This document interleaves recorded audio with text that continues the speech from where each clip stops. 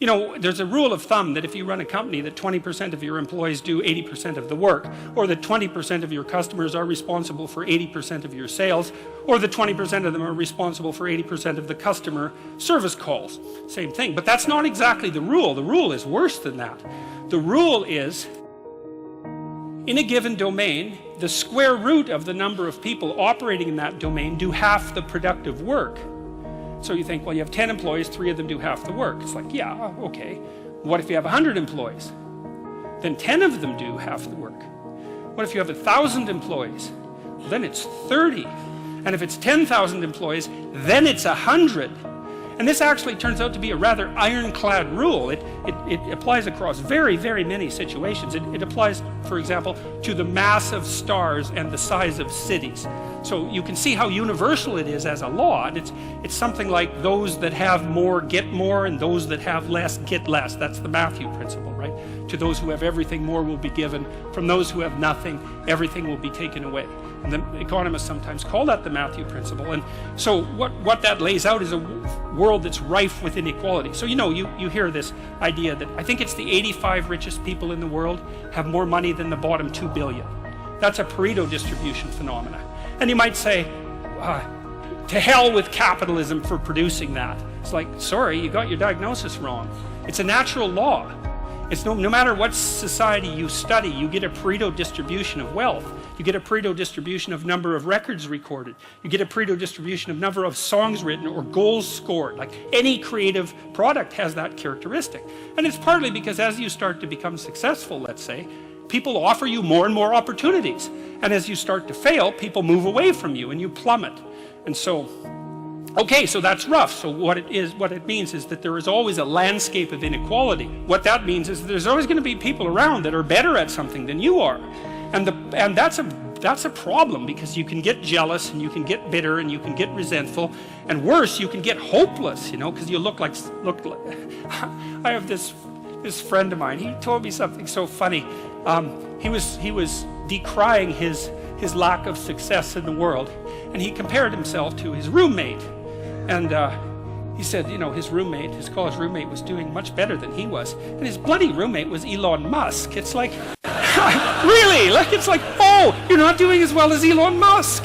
Well, I mean, you can see it would take it rather personally, because they were roommates and everything. It wasn't like he was doing badly. Like, he was doing pretty damn well. It's like, I'm not as good as Elon Musk. It's like, yeah, well, you and like 7 billion other people, you know.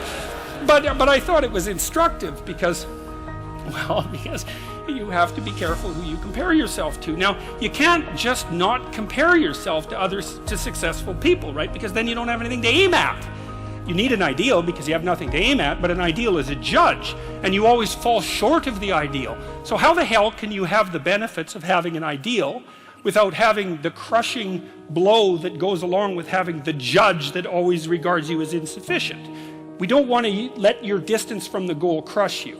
So you got to set up a goal, and then you got to break the goal down into parts so that you can move towards it, and you have a fairly high likelihood of doing it. So that's a bit of practical, I wouldn't say advice, it's because it's better than advice. It's some practical knowledge about how to go about achieving an aim. Set a high aim, but differentiate it down so you know what the next step is, and then make the next step difficult enough so you have to push yourself past where you are, but also provide yourself with a reasonable probability of success.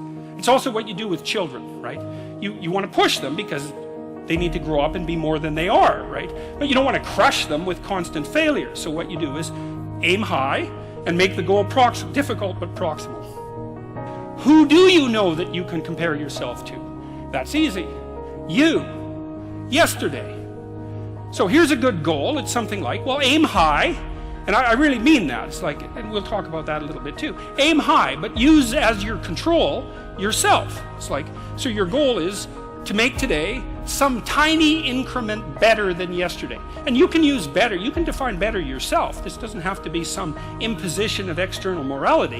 You know where you're weak and insufficient, where you could improve. Think, okay, well, this is what I'm like yesterday. If I did this little thing, things would be just an increment better. And well, that's a great thing because you get the ball rolling, and incremental improvement is unstoppable. you can actually implement it, and it starts to generate Pareto distribution-like consequences. It starts to compound. And I've seen that happen in people's lives over and over. People write me all the time and tell me that they're doing that, but I've seen that happen in people's lives continually. They make a goal that, the goal should be, how could I conceive of my life so that if I had that life, it would clearly be worth living, so I wouldn't have to be bitter, resentful, deceitful, arrogant, and vengeful. Like, that's sort of the bottom line, right?